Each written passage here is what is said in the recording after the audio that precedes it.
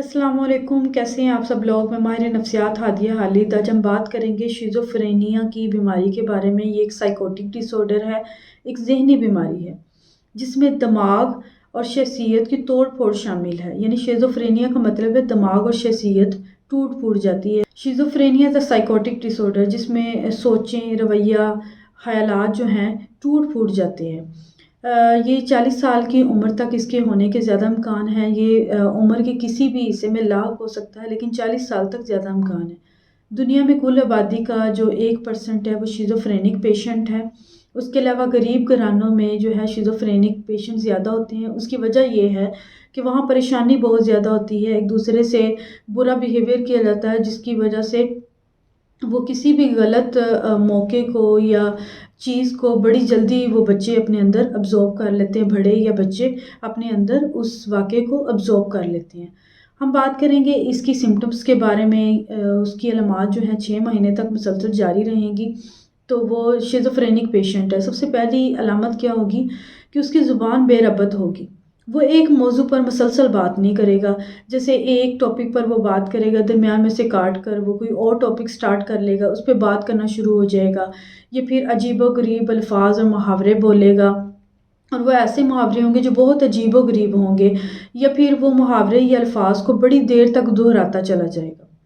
उसके ख़यालात, मरीज़ के जो ख़यालात हैं वो बहुत बुरे होंगे। वो ख़यालात उसके अपने ज़हन के पैदावार होंगे, जबकि दूसरे लोग ऐसा सोच नहीं रहे होंगे। उसे लगेगा कि दूसरे लोग उससे जलते हैं, उसके खिलाफ साज़िशें करते हैं, उसे तकलीफ़ देने की कोशिश करते हैं। उसका इन ख़यालात पर बड़ा पुख्ता यकीन होगा। इस वजह से ये ख़यालात इतने पक्के हो जाएँगे कि उसकी पर्सनैलिटी को कंट्रोल करना शुरू हो जाएँगे। वो अपनी पर्सनैलिटी को उन ख़यालात के अकॉर्डिंग चलाएगा। शिज़ोफ्रेनिया का मरीज़ समझता है कि वो एक ताकतवर इंसान है, वो एक मुक़द्दस अज़ीम इंसान है, दूसरे लोग उसकी अज़मत से जलते हैं, उसे तकलीफ़ पहुँचाने की कोशिश करते हैं। उसे लगता है कि उसकी पर्सनैलिटी, उसकी चीज़ें जो हैं, कुछ ग़ैबी चीज़ें कंट्रोल कर रही हैं।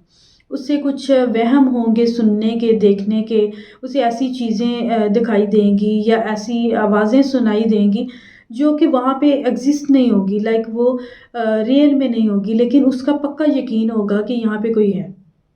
उसके अलावा वो अपनी केयर नहीं करेगा। जैसे वो सफाई का ख़्याल नहीं करेगा, नहाएगा नहीं, शेव नहीं करेगा, टूथब्रश नहीं करेगा, इस तरह के वो डेली का कोई भी काम नहीं करेगा। एक जगह पे बैठा रहेगा, गुमसुम रहेगा। उसके अलावा गम या खुशी का भी उस पर कोई असर नहीं होगा। अगर किसी की मौत हो जाती है तो वो उसमें जो है अपने गम का इज़हार नहीं करेगा। उसे बिल्कुल भी पता नहीं होगा कि ये चल क्या रहा है। उस पर किसी किस्म का कोई भी असर नहीं होगा। हर वक़्त हँसता रहेगा, इस तरह की कुछ अजीबो-गरीब हरकतें करेगा जो कि मौका के अकॉर्डिंग नहीं होगी, मौके से डिफरेंट होगी वो चीज़ें।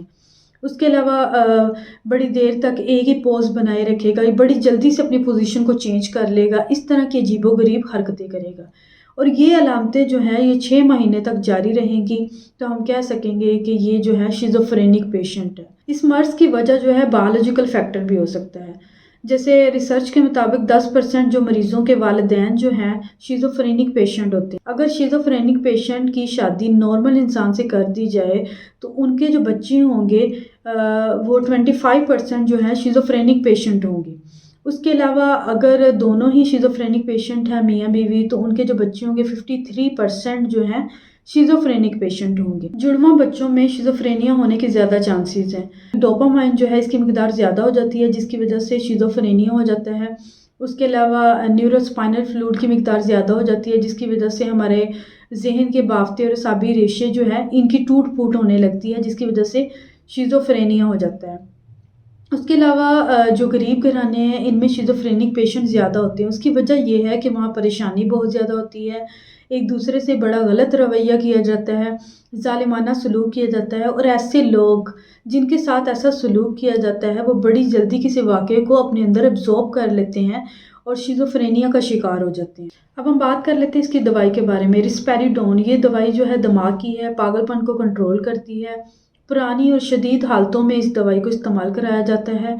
दौरान हमल इस दवाई से अवॉइड किया जाता है, इस दवाई को इस्तेमाल नहीं करवाया जाता। इसकी मिकदार खुराक कैसे इस्तेमाल की जाती है? 15 साल से ऊपर वाले जो पेशेंट होते हैं उन्हें दिन में 1 मिलीग्राम की खुराक 2 दफ़ा दी जाती है। दूसरे दिन 2 ملی گرام کی خوراک 2 دفعہ اور پھر تیسرے دن 3 ملی گرام کی خوراک 2 دفعہ دی جاتی ہے۔ 15 سال سے کم جو پیشنٹ ہوتے ہیں جن کی عمر 15 سال سے کم ہوتی ہے انہیں 0.5 ملی گرام کی خوراک سے سٹارٹ کروایا جاتا ہے، 1 یا 2 ملی گرام پر جا کے سٹاپ کر دیا جاتا ہے۔ اس طرح اس مرض کا جو ہے علاج کیا جاتا ہے۔ اس دوائی سے ریلیٹڈ اور اس بیماری سے ریلیٹڈ اگر آپ کو کوئی بھی کویسچن ہو تو آپ کمنٹ سیکشن میں مجھ سے پوچھ سکتے ہیں۔ نیکسٹ ملیں گے ہم ایسی ہی ایک انفارمیٹیو ویڈیو کے ساتھ، تب تک اپنا رکھیں خیال، مجھے دے اجازت، خدا حافظ۔